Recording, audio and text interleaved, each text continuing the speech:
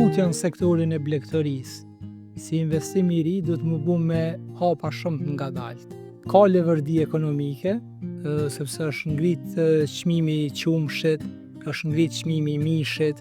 Mirë, po si investim i ri në fushën e blegtorisë, do të me pas një send parasysh. Për kushtimin e blegtori është 24/7. Do të me harruat pjesën që me shku 2 javë ditë në pushim.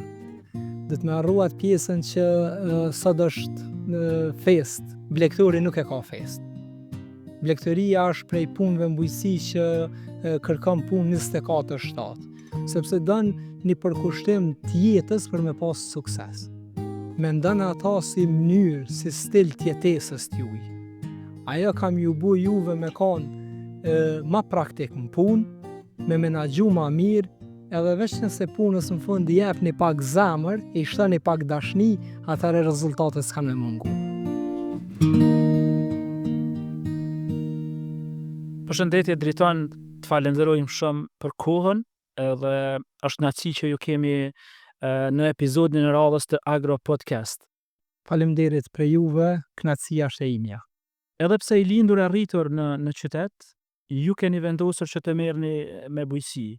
Jo si një kthim pas në natyrë, por si një zgjedhje e vetëdijshme për të ndërtuar të ardhmen. Si ndodhi që nga jeta në qytet ju vendosët të futeni në bujqësi? Ndoshta përgjigjen për këtë pyetje edhe vetë e kom gjetë masi që i kom përfundu studimet. Nuk është diçka që ka qenë e planifikume, pas nuk ka ardhur rastësisht. Në fëmijëri kom pas lidhje me fshatin.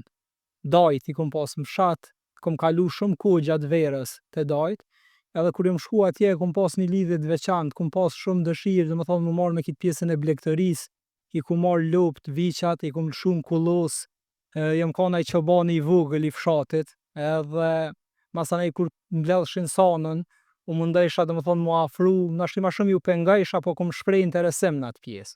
Gjatë shkollimit, në shkollën fillore, kom pas interes më të madh për lanë që lidh me shkencën e natyrës. Në klasën e 9 patëm landën e bujqësisë, edhe muj me thonë që kom qenë pak më i dallum në atë lanë, për shkak edhe dashurisë për natyrën, bujqësinë, sektorin e lidhjes që e kisha tash më herët prej vizitave të dajt që e kisha. Kur jam shku në shkollën e mesme, prap kom vazhdu ndrejtimin e shkencave të natyrës në gjimnazin Gjevdet Doda. Shumica e profesorëve kanë bërë ato pyetje të zakonshme se në vitin e 2-3 studime ku doni me vazhdu tutje. E kom pas një përgjigje të thjeshtë, po nuk e di pse. Unë në bujqësi. Nuk kom pas një vizion qartë pse në bujqësi, po ashtu e kom pas lidhjen me bujqësinë. Unë ka ardhur natyrshëm. Besa më kujtohet një rast, po e potencoj, profesori i fizikës, mësojshëm ligjet e fizikës, edhe gjithmonë i merrsha shembujt me traktar. Ishëm të mësu ligjin e veprimit dhe kundërveprimit. Profesori hajde ndaj shembull, tha veç driton mund të thotë ndaj shembull pa traktar. E shkaktoj një lloj qeshnë edhe në klasat, ose e kisha qatë lidhjen. Kur e kuptu që bujqësia nuk ishte vetëm një pasion, po thjesht u bë drejtimi kryesor i karrierës tane? Nuk me thonë që u konë kur jem regjistru në fakultet bujqësisë. Jem regjistru si një drejtim ma ndryshe. Në kohën kur jem regjistru në vitin 2010 në fakultet, atër ka qenë, domethënë mesin e nxënësave shkollat mesme, kërkesa jashtëzakonshme për regjistrim në drejtimet e fakultetit ekonomik dhe juridik. Për mua nuk kanë zgjuar në interesim ato drejtime, mu ka duk ma ndryshe bujqësia. Edhe në vitin e parë studimeve nuk është që e kom pas shumë qartë vizionin çka kom e bu tutje. Në vitin e dytë, kur fillova mu afru pak ma shumë me profesionin, kur fillova mu mishru pak ma shumë me lanë të bujqësisë, me marrë pjesë në për aktivitetet ndryshme që ndërlidheshin në sektorin e bujqësisë, fillova me gjetë veten atë. Atëherë veç se kom vendos më përkushtu me seriozitetin më të madh, edhe me pasi drejtimin tim tashëm të karrierës. Qysh në fillim, kur veç e keni zgjedhur që të merrni me bujqësi, a ka pas hutia apo dyshime te miqtë tu, te familja që ke marrë këtë hap? Si maturant, normal që kena diskutu me prind, me familjen, me rrethin shoqëror, domethënë kemi diskutu se ku po vazhdon studimet e këtë, po kur jam shku në bujqësi, kur kom vendosur, kom tregu që po i dorëzoj dokumentat mu regjistru në fakultetin e bujqësisë, atëherë kom vrejt që nuk e kishin marrë bash seriozisht, sidomos prind. Baba nuk ka qenë shumë këmbgëlës. Ai ka qenë më shumë rekomandues. Pak ma herët e ka pas një intervenim kirurgjik në sy, edhe më pa thonë, nëse mu më dëgjon, unë e kom pa vlerën e mjekut edhe kisha rekomandu me shku me studiu në mjekësi edhe mu bo mjek i syve. Nana ka qenë pak ma rigoroze. Ajo ka insistu që unë me studiu në fakultetin teknik, drejtimit e inxhinierisë ndërtimore. Nuk e di, e ka pas si profesion ma të sigurt. Edhe nuk ka pas ndonjë kundërshtim të shprehun kështu ndaj meje, po nuk është që ka prit shumë mirë kur jam regjistru në fakultetin e bujqësisë. Rreth të tjerë të ri familjes, nuk e di, nuk është që i kom dëgju diçka tek tok naj llaf, kështu, nuk ka mujt më regjistru tjetër kohë, ato janë pjesë e muhabeteve shoqërisë tonë, dhe nuk ka mujt na tjetër kohë, po e kom pas një përgjigje për gjithë. Unë jam shku që atë ku kom dash. Nëse nuk bu ai sukses, shumë keni arsye më kritiku. Po nuk kam arsye mos me ka një sukses shumë se me vetë dëshire kum zgjedh. Edhe besoj që je shumë krenar që ke zgjedh bujqësinë edhe ato se ku je sot. Absolutisht, ndina shumë mirë, ndina i përmbushën, edhe vazhdoj me punu fort brenda sektorit. Kështu e kam pasion, domethënë jo veç profesion, e kam shndruar edhe në pasion, edhe arsyeja pse kam shndruar në pasion është shumë e thjeshtë. Me pas si profesion ish ka në domosdoshme me kry si obligim të punës ditor. Tash e kam shndruar në pasion e kryj me shumë kënaqësi edhe unë vjen shumë ma lehtë me kry çdo obligim që del prej punës. Hajde të flasim pak për sipërmarrjen në bujqësi edhe projektet. Ne e dim se sipërmarrja ose ndërmarrësia edhe në sektorin e bujqësisë ka ndryshu shumë. Nëse flasim për periudhën e pas luftës, qasja në fillim ka qenë komplet ad hoc, të njerëzve që janë fut në bujqësi, si sipërmarrës ose investor të ri, thjesht e kanë pa një foto në internet edhe kanë thonë kjo frut ose kjo veprimtari po do këtë mirë, domethënë, po kur kanë dalë atje në are edhe kanë fillu punën, është krejt diçka tjetër. Njëjtën kohë edhe projektet në fillim ka pas shumë ma pak informata te ata që janë fut si investor në këtë bujqësi.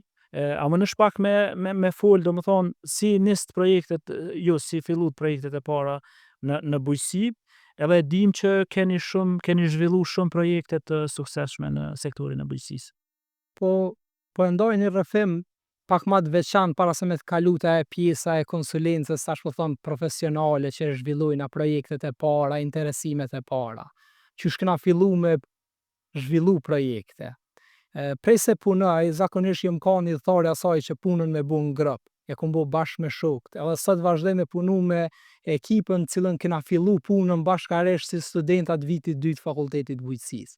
Vitin 2011-12 nuk është se ka pas treg shumë të hapur të punës në sektorin privat, edhe mendeshëm çka mas studimeve, hajde të shohim të zhvillojna naj projekt. Ideja lindi prej asaj që ishëm përballë më herët. Gjithë na thamë se s'kena pas informacione për me studiu bujqësinë, ka qenë informacione të rastësishme që na kanë çuar në atë fushë. Edhe hajde po fillojna me zhvillu një projekt që na me shku tash, si studentat bujqësisë, një fol maturantave në shkollat mesme bujqësore, se qysh është atraktive dhe ka nevojë Kosova për ekspert, për njerëz të ri të sektorit bujqësisë, edhe ata mi stimulu me ardhë në studium fakultetin e bujqësisë, numri i studentave nuk ka qenë shumë i lartë në kohën kur unë jam regjistru si student. Edhe kemi bu 5 ose 6 muaj ditë me zhvillu projektin e parë. Tu mësu hapat që shkruhet projekti, i kena shkru një 70 ose 80 faqe. Kur sheshëm të donator me prezentu projektin, ata na lepshin një koncept notë. Theshin 1 deri në 2 faqe. E kena pas shumë sfiduese tash me reduktu qatë koncept notë, nuk kam punë bagi me orë tana, kena punu, muj me thonë, mas ligjerata, kena najt ka 7-8 deri në 10 orë në sallën e bibliotekës fakultetit për më mënu me zhvillu një projekt. Arritëm me konceptu projektin, e marrëm një mbështetje financiare për zbatimin e projektit, edhe atë e pam që e kena një afinitet që na dalloj prej studentave tjerë gjeneratës, edhe këtu janë kanë hapat e parë që kemi fillu me punu me projekte. Pastaj, mas përfundimit studimeve, njëkohësisht tu punu, tu zhvillu projekte, edhe jemi angazhu, domethënë, në punë profesionale në bujqësi. që zhvillimin e projekteve me avancu njëkohësisht domethënë me njohuritë tona ndaj sektorit. Tu marr njohuri personale dhe tu zhvillu personalisht e kena transmetu këto në shkrim të projekteve në raport me palët e treta që kanë shpreh interes. Fillimisht kërkesat janë kanë a ka diçka me dhon të marrë diçka, kejt po marrin, domethënë nuk është që kanë pas ndonjë vizion të caktuar edhe fermerët edhe shumë agrobiznese beson aty, po folëm 10-15 vjet më herët. Me kalimin e kohës, interesat ekonomike, qasja ndaj të bërit biznes dhe fokusi dhe vizioni për zhvillim i kompanive, sidomos kompanive private, po dhe fermerëve individual, e kanë ndryshuar edhe qasjen dhe kërkesën ndaj nesh që na u ka desh domethënë një përshtat ose mi bashkërëndu idetë për me zhvillu projekte të caktuara. E thatë, po du mu lidh me një pikë që e thatë në fillimisht kur kemi shkruar projektin e parë, i kemi përgadit një material bukur voluminoz të projektit, thatë dikon rreth 70 faqe. Mla përshtypja ajo që tha që kur jemi taku me donatorin e parë na ka thonë që neve na vjen një ide, një koncept not. A nën kupton kjo se ka shumë kompani që nëse flasëm me njerë pas luftës, kur kanë ndërzu projekte, kom dëgju që kanë dërgu projekte me paketime, domethënë me kilogram. Edhe normalisht që shumë prej tyne janë refuzu, pikërisht për shkak se kanë dërgu ose kanë qu diçka që si ka kërku donatori. A kishe mujt pak me fol rreth kësaj që fokusit jetë edhe dihet sakt çfarë po kërkon donatori ose ai që financon. Më kujtu ish presidenti francez, Charles de Gaulle, një prej njerëzve që ka punu shumë në ndërtimin e politikave bujqësore të Evropës që i kanë. Në një intervistë kur e ka ndalë, ka thonë zotri president, a mund është shumë shkurt një mesazh me përcjell për popullin francez. Ai ka thonë që me përcjell një mesazh shumë shkurt për popullin francez, më duhet 2 javë ditë mu përgatit. Po nëse keni një hapësirë televizive 2 orë, atëherë në ka mundësi m'ju jep përgjigje, domethënë se ka mundësi me fol sa ne jo konkrete, rrëfanore kështu. Atë projektet mendoj se shumë ka shërby ky si koncept në shkrimin e projekteve. Besoj që zbërthimi i problemit dhe trajtimi i problemit në mënyrë adekuate dhe përcjellja e mesazhit me pak fjalë deri te një palë e tretë që e lexon atë projekt është mjaft e vështirë. Nëse nuk, unë e thash edhe më herët, nëse nuk familiarizohesh me sektorin, nuk i njeh hallkat e zhvillimit të sektorit, atëherë padyshim se kanë mu kriju projekte voluminoze. Nëse i din ku janë pikat kritike dhe e ki qartë se ku është poenta nga donatori, çka kërkohet në termat e referencës dhe kriteret e aplikimit, atëherë besoj që e bën më të thjeshtë strukturimin dhe shkrimin e një projekti. Me kalimin e kohës, besoj edhe me fokusimin dhe profesionalizmin brenda fushës, është bu më e lehtë shkrimi i projekteve. Fillimisht vërtet që ka qenë më e vështirë dhe periudha që ju e përmend natyrisht se kemi pas mungesë njohurive për zhvillim projekteve se kena ardhur në një industri të re, industri foshnjore, që në gjitha aspektet, edhe konsulenca, edhe prodhimi primar, edhe përpunimi, janë ballafaqu me diçka të re për natyrën tonë si popull. Një elaborim jashtëzakonshëm, shumë i mirë, kisha dashur pak me diskutu për projektet e suksesshme sipas këndvështrimit juaj. Çfarë e bën një projekt që të jetë i suksesshëm, edhe i zbatueshëm për komunitetin? Cilët janë faktorët kryesorë që ti kishe mujt mi përmend që e bojnë një projekt suksesshëm? Për me kon projekti i suksesshëm, praktika në atë ka tregu se nëse bëhet trajtimi i problemit në mënyrën e duhur, i qasemi problemit në bazë dhe kena domethënë ngërshëtimet e gjithë akterëve në kuadër të projektit, atëherë padyshim se çaj projekt ka me pas rezultate të mira dhe rezultate të prekshme. Ka me lënë diçka të qëndrueshme, cilën ka me pas, nëse marrim shembull për projekte që ndërlidhen me komunitetin, atëherë ose me fermerët, komunitetin e fermerëve në këtë rast, atëherë një projekt, domethënë që nëse trajtojnë një problem që e prek një grup të fermerëve, edhe këtë problem e trajtojnë me një projekt caktuar dhe gjatë hartimit të projektit i inkuadrojnë domethënë në pjesëmarrje fermerët që e tregojnë hallin e tyre në detaje, institucionet përgjegjëse, konkretisht Ministrinë e Bujqësisë ose aktorët brenda Ministrisë së Bujqësisë që do të merren domethënë me zhvillimin e politikave të asaj fushë dhe grupi i ekspertëve që e harton projektin, atëherë s'ka dyshim që rezultatet e projektit janë të prekshme, të matshme dhe lojnë një qëndrueshmëri mbrapa që edhe nesër nëse kthehemi mbrapa mundna me thonë se që ka qenë një projekt që e ka lënë një efekt të prekshëm dhe të matshëm brenda sektorit caktuar. Ka lanë gjurmë në Thjesht ka sektor. lanë gjurmë sektor dhe ka zgjidhur një problem dhe kemi kaluar në një hall tjetër trajtimit të problemeve ose të kërkesave se zgjidhja e një problemi me një projekt caktuar domosdoshmërisht krijon domethënë apetite të reja te sektori. Edhe ajo i lindi nxit projekte të reja. Një projekt i ri i suksesshëm për neve konsulentat ka shumë domethënie, sa ai e nxit punë për neve më shumë për zhvillimin e projekteve të reja. Edhe del sigurisht kompania agrobiznesi del në tjetër nivel të zhvillimit sigurisht. Pas asaj, pas implementimit të një projekti. Çdo implementim qoftë i agrobiznesit caktuar, qoftë i grup fermerëve, qoftë në një trajtim i problemit sektorial, e shtym domethënë kërkesën domethënë drejt një zhvillimi në një stad më të zhvilluar. Drejton, e di që ke implementu shumë projekte. A mënesh me përmend ai projekt të suksesshëm, si rast kështu, që ty të ka bo muni shumë krenar, po të njëjtën kohë ka pas ndikim, qysh e the edhe ti kalon gjurmë në te fermert, agrobiznesit, qoftë fermer, agrobiznese, apo akter tjerë të sektorit. Por mos me u ndal në raste të veçanta, po e marr shembull një projekt që është projekt kolektiv, ku kanë qenë pjesë grup fermerëve. Për mos me dash me identifiku individ fermer të caktuar ose agrobiznese të caktuara, për çka nina shumë krenar me shumë projekte të suksesshme, e unë jam kam vetëm një pjesë e vogël aty në projekte, ose projektin të suksesshëm e bën vullneti dhe qëndrueshmëria dhe konsistenca e fermerit dhe agrobiznesit. Mirë po, vitin e 2023 e kemi fillu implementimin e një projekti në bashkëpunim shumë të ngushtë dhe të afërt me shoqatën e prodhuesve të qumshit dhe me profesor nga Fakulteti i Bujqësisë, lidhur me një problematikë që ka dalë si mjaft sfiduese për fermat blegtërale në Kosovë, siç është menaxhimi i pleut organik.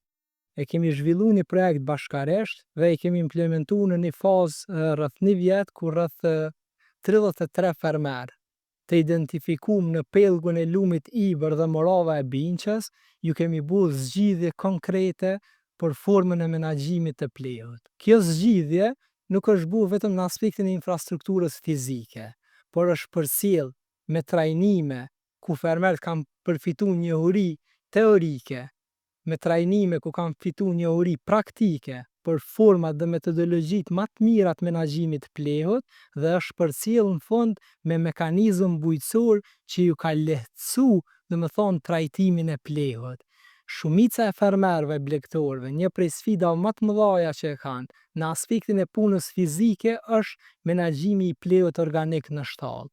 Mirë po, jo vetëm për fermën, menaxhimi i mirë i pleut ka efekte edhe mjedisore, po edhe efekte domethënë të ambientit ose rrethit ku është ferma e ndërtuar. Në aspektin mjedisor kemi ndotje më të vogël të ujrave nontoksore dhe sipërfaqësore nëse pleu menaxhohet si duhet, në aspektin ndotje më të vogël të ajrit.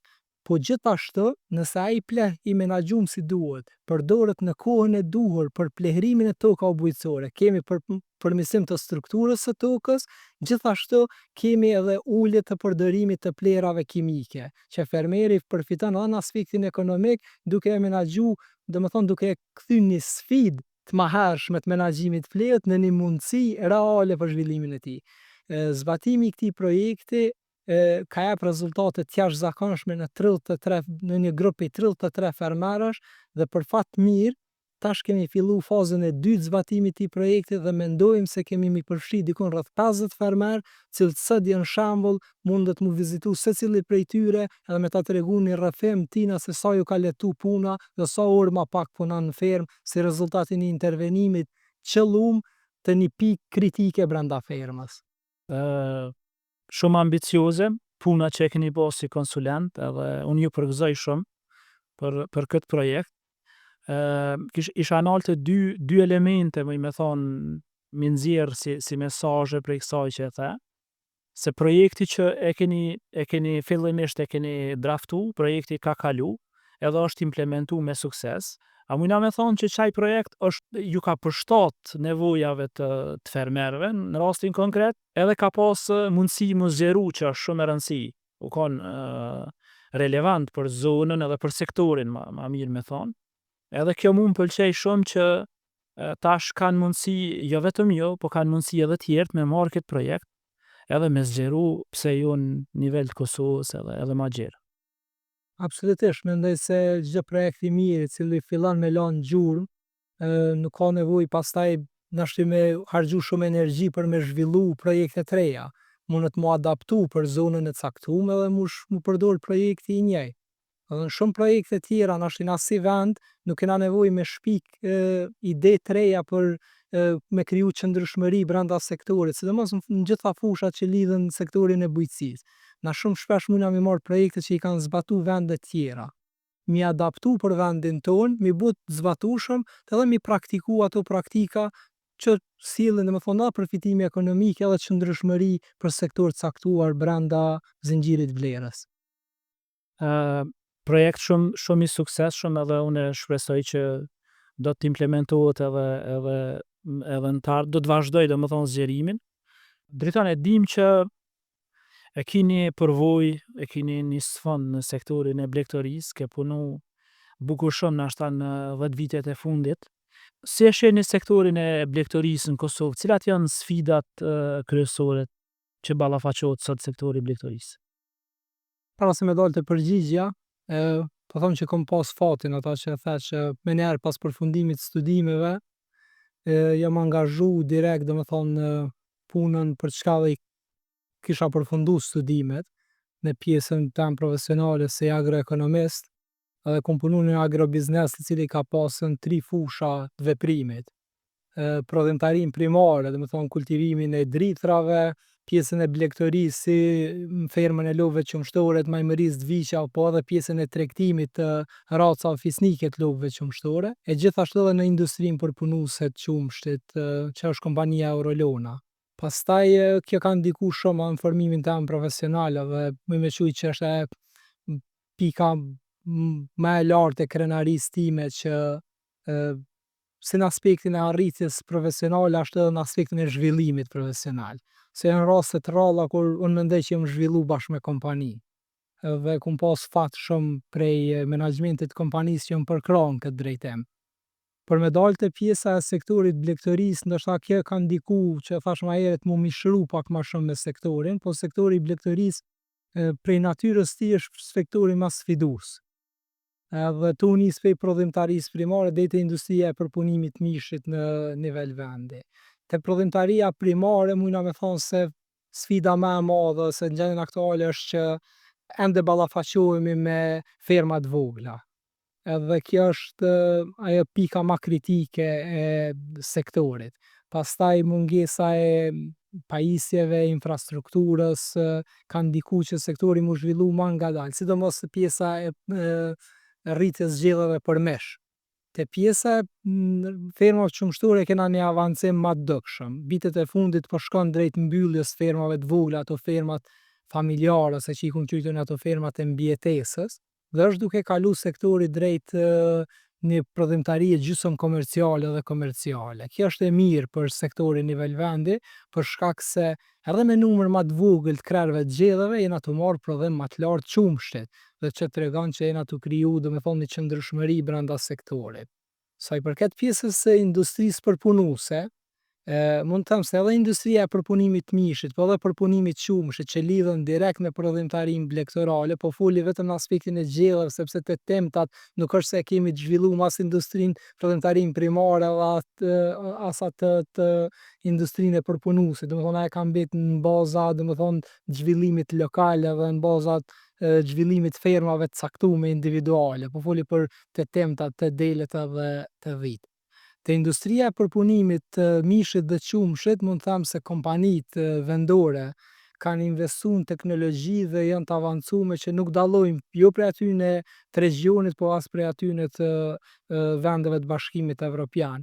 Mirë po ekziston një shkputje pak mes prodhimtarisë primare, që është ajo halka e parë që e furnizon industrinë përpunuese në aspektin e zhvillimit, teknologjive dhe avancimit, e te industria përpunuese mund të them që ekziston ajo shkputja e hallkës me tregun, e cila industri ka qenë mund të them industri foshnjore, që është zhvillu në 20-25 vitet e fundit, është zhvillu gjithçka nga zero, ka qenë mund të them përballje direkte me kompani me renome botërore, me kompani që kanë histori prapa vetes, që kanë ma shumë se 100 vjet themelimit, pa asnjë barrierë, pa asnjë kriter, domethënë janë ballafaqu në tregun vendor. Fatkeqësisht edhe rrjetet e marketeve vendore ende nuk e trajtojnë siç duhet industrinë përpunuese, sidomos ato të qumshit edhe të mishit. Kjo ka ndiku shumë që në një farë forme me pas një lloj stagnimi, domethënë në zhvillim të asaj që është pritër që ka mundur dhe që ka mujt me arrit kjo industri.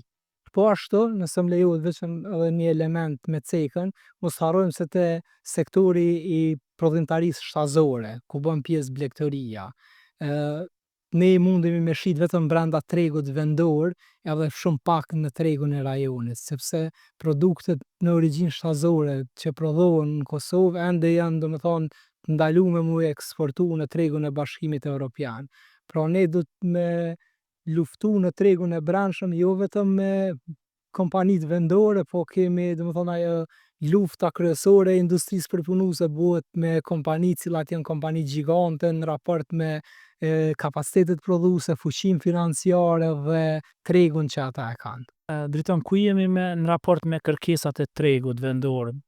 Sa plotësohen nevojat për konsum të brendshëm? Jo thatë që edhe një pjesë e vogël eksportohet në vendet e rajonit, po në Bashkimin Evropian nuk kemi mundësi me eksportu. Po sa i plotësojmë nevojat, domethënë vendore? Unë e përmenda pjesën e eksportit si pjesë e barriera dhe sfidave që janë për industrinë, sidomos për industrinë përpunuese vendore. Ajo që merret me pjesën e prodhimtarisë shtazore, qumshit dhe mishit, sepse ne tash aktualisht Kosova ka domethënë nuk e përmbush nivelin e vetë mjaftueshmërisë me këto produkte. Mirë po na kena edhe një diasporë të fuqishme, e cila është treg potencial i këtyne produkteve në tregun e Bashkimit Evropian. Jo vetëm diaspora jonë, po komplet diaspora e Ballkanit është treg potencial, se e kena pak a shumë menynë e ngjashme ushqimore. Prandaj e përmenda edhe pjesën e kufizimit në eksport. Mirë po, fatkeqësisht ende nuk kemi shkallën e mjaftueshme të vetë mjaftueshmërisë, te industria e përpunimit qumshit, si te landa e parë ashtu edhe te përpunimi i produkteve finale, ka dhana të ndryshme. Nganjëherë dhanat dhe statistikat po interpretohen edhe n'bazë të situatës dhe qëllimeve apo interpretime të caktuara, po n'bazë përvojës edhe pe industrisë edhe kontaktit domethënë në zinxhirin e vlerës, aktualisht besoj që rreth 60% e kërkesave të tregut mbulohen prej produkteve të qumshit të përpunuara nga industria vendore, ndërsa te industria e mishit qalojmë shumë keq. Si në prodhimtarinë primare, domethënë te fermat që merren me majmëritë të viqave, kemi domethënë në raport me konsumin dikon rreth 15-20% është shkalla e mbuleshmërisë me prodhimtari vendore. Pjesa tjetër e industria është e varur nga landa e parë që importohet. Jo vetëm industria, por është edhe konsumi i freskët, një pjesë të madhe është i varur prej importit që bëhet. Sepse këtu ndërlidhen shumë faktorë, sidomos te pjesa e mishit. Zhvillimi i prodhimtarisë primare, domethënë të pjesës së rritjes të viqave për mish, e ka edhe një faktor tjetër kufizues në nivel vendi. Ja tha merret mallsinë e fermës dhe zhvillimin e prodhimtarisë bimore. Nuk mundemi me paramendu një zhvillim të suksesshëm të një industrie të prodhimit të mishit në Kosovë pa një prodhimtari të fuqishme bimore, e cila është elementi bazë që e mundson domethënë këtë zhvillim të fermave blegtorale. Në këtë aspekt ne jena në disavantazh me vendet e tjera që e kanë këtë kastomati. Kemi edhe tokat e fragmentume, sa edhe kjo ndikon që nuk kemi tokë mjaftueshme për fragmentimi i tokave bujqësore është një prej problemeve më të mëdha që po e ndalon zhvillimin e gjitha sektorëve në bujqësi. Rreth 70-75% e fermave në Kosovë janë ferma të vogla që kanë deri në 2 hektar tokë bujqësore në pronësi, e fatkeqësisht ata 2 hektar i kanë të fragmentuar në 6 deri në 7 parcela. Krejt kjo është kosto e operimit, kosto e lartë e prodhimit, pamundësi domethënë për me qenë konkurrent në shumë raste me vendet e rajonit. Nëse ndoshta për fermert ju kish interesu shumë me ditë, une po shoh shumë fermerë edhe të ri që dojnë me u kyç në sektorin e blegtorisë. E para, ka lëvërdia, ka rentabilitet ekonomik me u marrë me blegtori. Edhe e dyta, ti i përmene në mënyrë indirekte, po cilat janë ato çështjet kryesore që duhet mi pas parasysh një i ri ndoshta në investim, po edhe një i ri në moshë që futet në këtë sektor.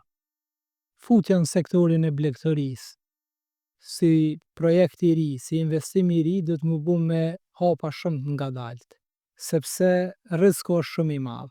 Ka lëvërdi ekonomike, sidomos në vitet e fundit lëvërdia ekonomike është rritur, sepse është ngrit çmimi i qumshit, është ngrit çmimi i mishit, këta janë faktorë që kanë ndiku domethënë në performancën më të mirë të fermave.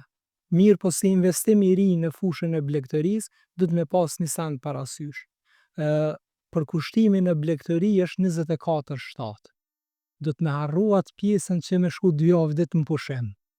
Duhet me harru atë pjesën që sot është fest, sot është bajrami, sot janë krishtlindjet, sonte është nata e vitit të ri, edhe unë e kam fest. Blegtori nuk e ka fest. Blegtoria është prej punëve në bujqësi që kërkon punë 24/7. Prandaj mendoj se edhe vendimi për me investu në këtë fushë duhet me qenë domethënë i analizu mirë, duhet me marrë parasysh gjitha rrethanat, gjithë faktorët domethënë që janë kufizues brenda sektorit para se me investu, sepse don një përkushtim edhe jo një përkushtim të momentit, por një përkushtim të jetës për me pas sukses.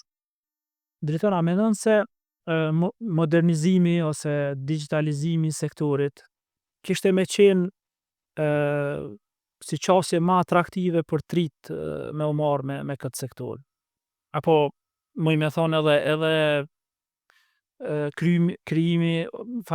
kryerja e punëve operacionale me mekanizëm ma modern, ose kish mujt ndoshta me ndiku edhe pse në shkallë caktuar këto veç janë tu përdorur në disa firma më të mëdha. Absolutisht që zhvillimi i teknologjisë dhe pajisjeve të reja bujqësore po e lehtëson domethënë punën, menaxhimin e fermave, nëse fokusohemi te fermat blegtorale, sepse tash teknologjia është e gjetë zbatim gjitha fushat e bujqësisë, nga prodhimtaria primare deri në industrinë përpunuese. Po nëse fokusohemi te pjesa e blegtorisë, instalimi i teknologjive të reja fillon prej prodhimtarisë primare, ajo që e lehtëson punën e vërtet bujkut. Aktualisht bujku punën më sfiduese ka sigurimin e një ushqimi cilësor, sepse e potencum sa herë për një prodhimtari të lartë ka disa elemente të cilat domethënë duhet mu fuzionu mes veti, infrastruktura fizike e shtallës, domethënë forma, kushtet e mbajtjes zgjedhjeve, niveli i teknologjisë të instaluar në shtallë, çfarë teknologjie përdoret.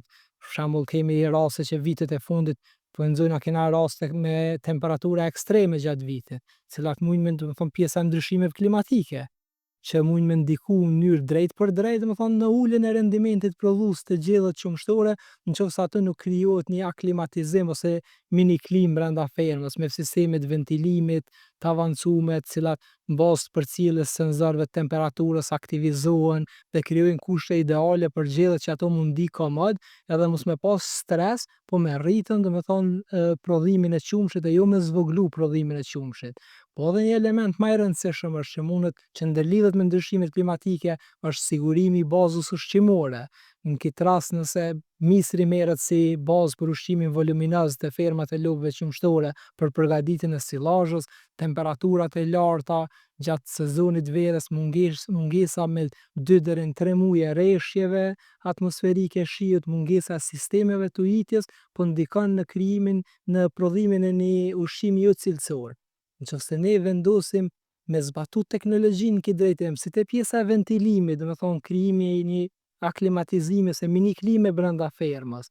Edhe tek pjesa e prodhimtarisë primare, nëse aplikojmë sisteme të avancume të ujitjes për misrin i cili prodhohet për silazh, atëherë kemi me pas rendiment të lartë, cilësi të lartë të misrit dhe domethënë kemi me pasën parakushte ideale për një prodhimtari të lartë në fermë. Kjo përcjellet pastaj me investime tjera të teknologjisë që janë zhvilluar në fermë, vendosjen e pedometrave për përcjelljen e lëvizshmërisë dhe parametrave të tjerë të kafshëve që mundesh mi përcjell përmes telefonit. Çka janë pedometrat?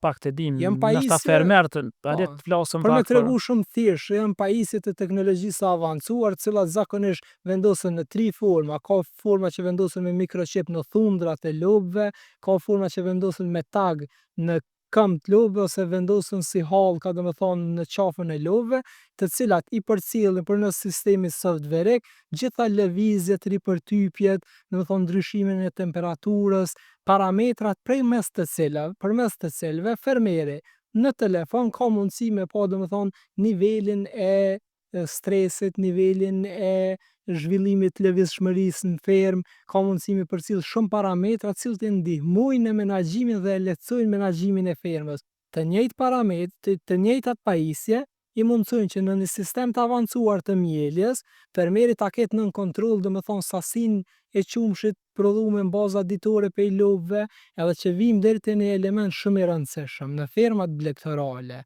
Trajtimi i problemeve është një nga sfidat më të mëdha që kanë dhe që po i çon drejt mbylljes fermave. Po e tregoj një rast konkret. Bisedoj shumë me një fermer, bashkëpunëtor i vjetër, edhe një prej fermerëve lider i cili mbi 120 krerë lopë qumshtore i mbante. Dritan tha, e kam një hall, tha, nuk di, tha, çka du me bo tutje. Jena qëta në një pozitë që nuk po dina me vazhdua me mbyll fermën. E pak më shqetësoj ajo, dëmë se investim i madh i kish kushtu vite jete atij profesioni. Dhe ullëm me diskutoj shumë mënyrë shoqërore, jo në raportin e konsulencës, shumë mënyrë miqësore diskutojshëm, edhe ai e tregon që problemi më i madh i tij është që po do të mu marrën me shërimin edhe me trajtimin e problemeve brenda fermës. Ai po ka një kosto e shpesh në blegtori këta blegtorët e dinë që i trajtimi ose shërimi është edhe i kushtueshëm edhe me rezultate shumë të vogla. Humbjet janë shumë të mëdha. Që konkretisht mundet komplet lopa me shku në humbje për shkak se nuk mundet me ardh deri te ngordhja, mundet me hup prodhimtarinë e qumshit që në shumicën e rasteve hupin, e rikthimi i prodhimtarisë qumshit për çka mbahet në fermë mundet me zgjat deri në pjelljen e ardhshme, domethënë mu kthy në kondicionin fizik të duhur. Edhe diskutojmë, them, okay, mundësitë financiare me investu në këto pika kritike goxha të vogla për shkak se investimet fillestare në këto teknologji të avancume janë goxha të kushtueshme për fermat, për shkak strukturave tona të fermave që janë të vogla, sepse ai si investim fillestar kushton shumë, se nëse pastaj don mu zgjeru edhe në 200-300 krerë kosto është shumë e vogël, po fillimisht si investim është shumë i madh. Fermeri vendosi me provu një rast fundit. E bënëm një projekt bashkarisht, aplikum për një grant, për një sistem pak më të avancuar të parametrave të pjesa e mieljes, edhe për vendosjen e pedometrave. Problemet kryesore në fermë tina ishin mastiti, problemet me mbarsimin edhe mos pasja mundësi me përcjell sasinë e prodhimit, domethënë ushqimi me ushqim të koncentruar i njëtrajtshëm me gjitha gjellat, si aty që i prodhon 10 litra qumshtlitje, si ajo që i ka prodhu 30 kg koncentrat kanë hangër njëjtë. Ky investim në një teknologji të avancume ja ka mundsu fermerit që vetëm pas 3 muaj ditëve me pas nën kontroll të menaxhueshme pjesën e problemeve me mastit te pjesa e mieljes, me pas të menaxhueshëm pjesën e afshit lopëve, kur ato kanë ardhur në afsh për me bu domethënë mbarsimin e tyre, që është element jashtëzakonisht i rëndësishëm për një fermë prodhimi qumshit. Nuk është ideja të lindja e vishit, por lindja e vishit e stimulon prodhimin e qumshit, çka i sjell direkt ardhna e fermës, e gjithashtu rriti, domethënë për shkak të mieljes adekuate, rritje të sasisë ditore të qumshit 2 deri në 3 litra për kokë lope, që në 100 krerë janë 200 deri në 300 litra qumsh brenda ditës, e që sot nënkupton dikon rreth €150 çmim ditor ose të hyra ma shumë brenda ditës. A mujna me konstatu që përdorimi i teknologjisë në fermat konkretisht në fermat e lopëve qëmshtore ka ndiku, ti përmene disa elemente, e përmene higjienën, e përmene menaxhimin e riprodhimit edhe të ushqyerit e lopëve qëmshtore. Pra, një intervenim që e keni bo bashkë me fermerin, që edhe kjo është normalisht një histori e suksesit, ka pas efekte shumë dimensionale në përmirësimin e kushteve edhe të veprimtarisë ti në fermë. Absolutisht, ndërlidhja e faktorëve me njëri tjetrin po e bën të suksesshëm një projekt dhe të qëndrueshëm. Përdorimi i teknologjisë, drejton, a menon që është atraktive për trit më marrë me këtë fushë? Për me urrit numri atyre që mirën me blegtori? Absolutisht po. Niveli i zhvillimit të teknologjisë, sepse brenda muj me thonë sektorit blegtorisë është më i kufizuar në elementet që veç i përmendëm na, janë faktorë shumë të rëndësishëm që shumë e lehtësojnë punën në bujqësi edhe e bojnë procesin e menaxhimit të punëve shumë më të lehtë. Dhe ky është një element, domethënë një përparësi shumë e madhe për ata të rinj, cilët veç vendosin mu fut edhe me investu, po folin në sektorin e blegtorisë. Në fusha tjera të bujqësisë kemi edhe programe edhe software edhe makineri më sofistikume që edhe më shumë e kanë lehtuar punën brenda sektorit të bujqësisë. Edhe çështja janë financa, edhe mundësitë për edhe financim prej banka, po edhe prej grante ndryshme investime, edhe përparësitë e moshës 3, edhe në financim, edhe në PNT në aplikime, janë elemente krejt atraktive që edhe stimuluese që një i ri me gjetë veten brenda prodhimtarisë aktive bujqësore. Drejton, nëse flasëm për punën ekipore në bujqësi, çfarë e bën një ekip të funksionojë mirë, të jetë e suksesshme në sektorin e bujqësisë? Nëse flasim për fushën e konsulencës, atëherë mundem me thonë që puna ekipore është vlerë e shtuar për konsulencën, sepse secili e mbulon atë pjesën e vet dhe plotësojmë njëri tjetrin në punë, në zhvillimin e idesë, në hapat që duhet me ndjek në zbatimin e projektit deri domethënë te rezultatet konkrete. Personalisht muj me thonë që shumë punë janë që mundem vetë mi kry si individ, po kom zgjedh mi kry në mënyrë ekipore sepse kjo ka tregu qëndrueshmëri më të madhe dhe prezantim më serioz para klientëve dhe palëve të treta. Mirë shumë, kjo sigurisht është dëshmuar edhe me punën që e keni bo. Po si i ri drejton prej perspektivës ju si e shihni, sa janë mundësitë e trive në bujqësi? E thatë edhe më herët pa dashur me u përsërit, edhe a kishe mujt me dhënë një mesazh për trit që janë të marrë, janë në fazat fillestare, po edhe ata që dojnë me investu në bujqësi edhe me u kyç në këtë sektor. Në këtë kohë, mundësitë e trive në bujqësi, siç e potencova edhe më herët, janë më të mëdha se sa kanë qenë para 10-15 viteve. Nëse folëm për mundësitë e trive mu bu profesionist fushës bujqësisë, ata prej kohës studimeve kanë mundësi mu angazhu, domethënë edhe në praktika me pagesë dhe me pagesë mjaft mirë, me marr pjesë në hulumtime, me pas qasje më të shpejtë tek industria përpunuese vendore, domethënë te agrobizneset, edhe me kundrejt një pagese të caktuar për punën që e kryjnë edhe për mësimet që i marrim. Në kohën kur unë kom studiu, këto punë janë kry krejt në baza vullnetare dhe me vetë iniciativë. Vetëm që mu afru edhe me pas qasjet e një agrobiznes. Ndërsa sa i përket pjesës të investimeve në bujqësi, si ndërmarrës i ri në bujqësi, aktualisht domethënë mundësia e trive është më e madhe se çdo herë. Domethënë, thash edhe më herët, favorizohen në grante investime me pojëntime shtesë, favorizohen në financime shtesë, po edhe mundësia që me pas qasje në financa për një start-up biznes, sidomos te bizneset që lidhen me prodhimtarinë bimore, është shumë më e madhe në krahasim me ato që u kanë më herët. Mesazhi jem, nuk di sa kish tingëllu mirë, po du me përcjell një mesazh shumë real të fushës bujqësisë, si të aspektit profesional, edhe si të aspektit punëve praktike në bujqësi. Nëse filloni mu marrë me fushën e bujqësisë, pa marrë parasysh në cilin dimenzion e zgjedhni, mendoni ata si mënyrë, si stil të jetesës t'juaj. Ajo kam ju bu juve me konë ma praktik në punë, me menaxhu ma mirë, edhe me pas sukses ma të madh, sepse punën keni me kry me lehtësi ma të madhe, edhe veç nëse punës në fund i jepni pak zemër, i shtoni pak dashni, atëherë rezultatet s'kan me mungu. Hajde flasëm pak drejton për konsulencën bujqësi. Qysh e thash edhe ma herët, kjo lidhet edhe me projektet që ju i keni zhvillu. Janë të ndërlidhura njëna me tjetrën, konsulenca, zhvillimi, implementimi, zbatimi i projekteve. Normalisht edhe konsulenca në bujqësi ka pas një evoluim gjatë 10-15 viteve, 20 viteve të fundit. E dim se kemi mjaft shumë konsulent, po konsulent të përgatitën edhe grupet konsulentëve kemi ma pak në grupin e cilëve muj me thonë lirisht që bëni pjesë edhe ju që e keni pas një zhvillim njërë të vazhdueshme kështu konsistente.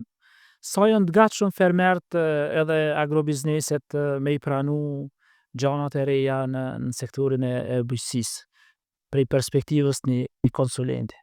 Faleminderit për vlerësimin fillimisht, është nashtë e merit e ekipës ku bëj pjesë që bashkëpunojna, që kena arrit një sukses të përbashkët.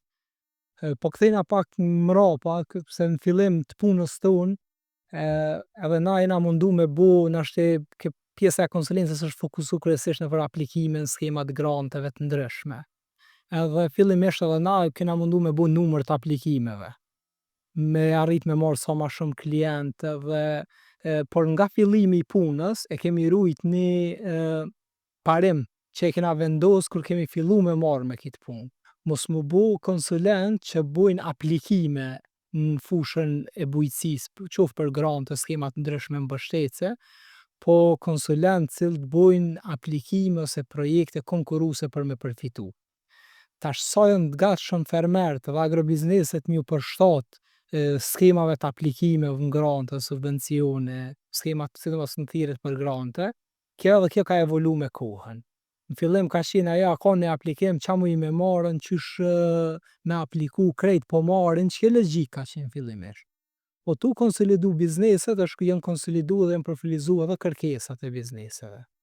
Edhe ndryshimi i kritereve, që bëhet nga thirrja në thirrje, edhe të kuptuarit edhe fermerëve, edhe e agrobizneseve, se kriteret po ndryshojnë vit mas viti, në farforme edhe rritja e standardeve, kritereve për aplikim, ka qenë e pranueshme, por me atë bindjen, me atë bashkëbisedimin direkt me fermerin dhe agrobiznesin të ja shpjegu se nëse na nuk i përcjellëm çto kritere standarde që i ka qit, ai i cili e bën thirrjen për financim, atëherë na nuk kena me pas mundësi me kam përfitus. Na du të mju përshtat, do me thonë thirrjeve për aplikim, du të mju përshtatën kritereve të atyre, që me pas mundësi me qenë konkurus dhe me qenë thjesht një aplikacion serioz për një përfitim të një granti të caktuar, qoftë në prodhimtarinë primare, qoftë në industrinë përpunuese. Në rastin konkret ku ju keni punu me fermer si konsulent ose agrobiznese, si e shihni ju, a është shumë e vështirë që të ndërrohet qasja edhe të menduarit për fermert vendore dhe agrobizneset me cilat punoni kryesisht? Kjo është një problem që kemi trashëguar si popull besoj.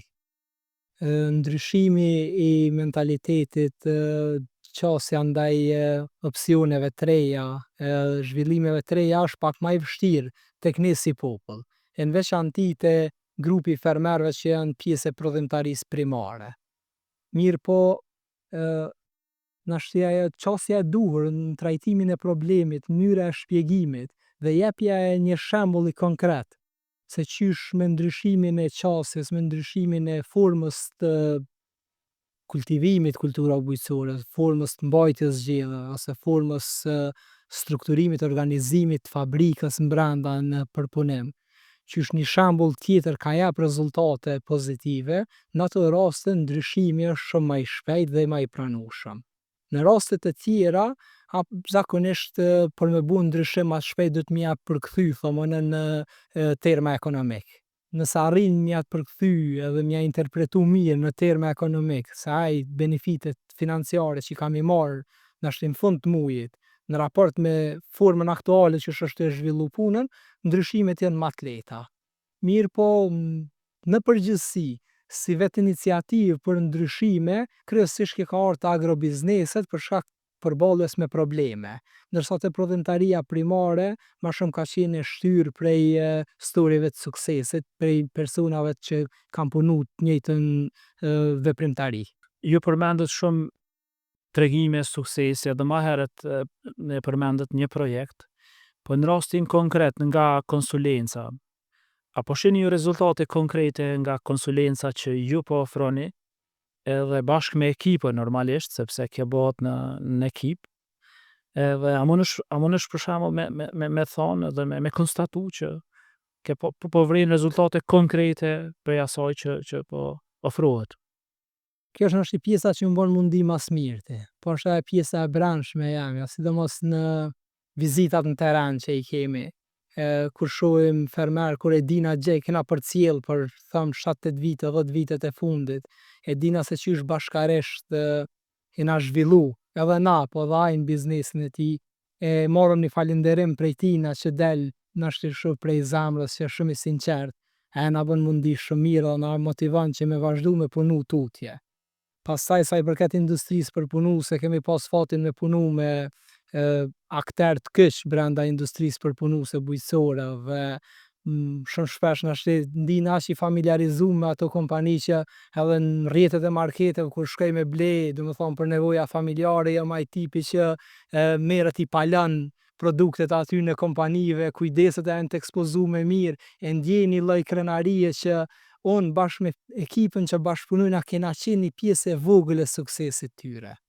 Absolutisht ka storje suksesi, po ka dhe storje të cilat vërtet përkundër hapave të parë që kanë shku gjithçka mirë me kalimin e kohës edhe ndoshta kanë përfundu me mbyllje me një histori jo të mirë, që nuk na bën neve mundi mirë, po mundësitë tona kanë qenë të kufizume në përkrajen e rasteve të caktuara, pse janë raste të izolume, janë pjesë e punës tonë. Është kënaqësi me ndëgju prej një sipërmarrësi të ri, prej një agronomi të ri të suksesshëm gjithë këto fjalë, cilat kanë ardhur realisht kanë ardhur prej fermerëve, prej njerëzve të sektorit, njerëz që punojnë, që janë punëtorë të mëdhej, edhe është me të vërtetë kënaqësi me ndëgju këto historie, tregime suksesi, cilët kanë avancu edhe kanë ecë tutje si rezultat i suksesit normalisht edhe të një konsulencie të mirë. Pse dështojnë drejton aplikimet shpeshherë për grante, edhe pse e dim që ka një numër të madh të konsulentëve, a është cilësia jo e duhur e konsulentëve, apo shpeshherë nuk përshtaten konsulenti edhe kërkesat për shembull që janë në raport me nevojat e një investori ose një agrobiznesi. Ndoshta mund të takon ma pak me folë në këtë pjesë, për shkak se vi prej pjesës të konsulencës, mirë po e tregoj rrëfimin tem dhe atë qasën mendimin tem që është komplet personal, dhe me thonë pse ndodh edhe pjesa e dështimeve. Fatkeqësisht gjitha aplikacionet, si në fushën e bujqësisë, po madje në Kosovë edhe në fusha tjera që po japën grante, niveli i projekteve të refuzuara është shumë i madh. Ndoshta edhe pritja prej bizneseve aplikuese është shumë e madhe. Besoj që një ngërthurje e faktorëve që vjen deri te dështimi i një projekt. Në shumicën e rasteve pe përvojave që kena bashkëpunu me ata që kanë dështuar me një aplikim të caktuar, ka ardhur që ka qenë, domethënë, nëse nuk ka qenë i përshtatshëm për thirrje me apliku fare, që është një kriter i cili është pak më rënd i pranueshëm. Me thonë me zhvillu një aplikacion të një thirrje ku nuk je i përshtatshëm është, me thonë, pjesë më me që faji kryesor është e pjesa e konsulencës. Po ka dhe raste kur për shkak se aplikacionet për grante sidomos buhen periudha të caktuara të vitit. Kena ndodhur edhe neve si kompani konsulente. Brenda vitit gjithmonë kena dështime për shkak të gabimeve teknike që rrjedhin si pjesë e punës tonë. E kjo kryesisht për shkak të presionit të kohës dhe kohës na shtetëm shkurt të përmbylljes aplikimeve, edhe shumica e fermerëve i kompletojnë aplikacionet dosit tash ditët e fundit për mbylljes të aplikimit. Ka raste edhe kur po thomi institucioni që e i shpall thirrjen për grante nuk e ka shumë mirë pasqyrën domethënë e vlerësimit të grantit. Lën hapësirë domethënë për interpretime mund të them individuale ose prej një kondi të caktuar të një projekti. Ata e shohin me një sy tjetër, konsulenti dhe kompania që kanë aplikuar e shohin prej një kondi tjetër. Po ka edhe raste tjera kur kriteret janë, sidomos te pjesa e bujqësisë, janë bukur mirë të formulume, po edhe aty ka interpretime ligjore, domethënë me dy kuptimësi që konsulenti dhe fermeri e kanë pa prej një kondi që është na shtyp me thonë më i logjikshëm, po arsyetimi për shembull në këtë rast i Ministrisë së Bujqësisë është që është e logjikshme, por nuk është ligjore për neve dhe nuk mund me kalu në këtë rast. Po me kalimin e viteve, sidomos po folet te pjesa e Ministrisë së Bujqësisë, kanë shku u përmirësu kriteret, u mbyll to zbrastirat dhe po besoj që konsulenca e duhur ka shumë pak projekte të cilat nuk kalojnë në fazën e vlerësimit administrativ. Unë të falenderoj shumë drejton edhe për kohën edhe për shpjegimet kaq të mira që i dha gjatë këtij episodi të podcastit. Unë besoj që njëri sikurse ju është me të vërtetë është model për të ndjekur prej trive tjerë, sepse është e mundur nëse ka interesim, ka konsistencë në punë, ka punë ekipore që e tha ti, edhe elaborimi kështu në mënyrë shumë dimensionale i komplet zhvillimeve në sektorin e projekteve, konsulencës, me fokus të veçantë në sektorin e blegtorisë, me të vërtetë më la shumë përshtypje dhe besoj që ky do jetë një mësim për trit që dojnë që orientim në karrierë ta kenë bujqësinë. Kënaqësi e veçantë që ju patëm si mysafir në podcastin e radhës në kuadër të Agro Podcast që zhvillohet nga Fondacioni Agrodev. Kënaqësia ime po ndina i mbivlerësuar që e keni ndarë një pjesë çmueshme të aktivitetit juaj me ndarë një rrëfim me mu. Unë mundova me ndarë rrëfimin tim në mënyrën më të thjeshtëmëshme edhe besoj që e kemi arrit ata që e kena synuar në këtë bashkëbisedim. Faleminderit shumë. Shihemi në organizime tjera.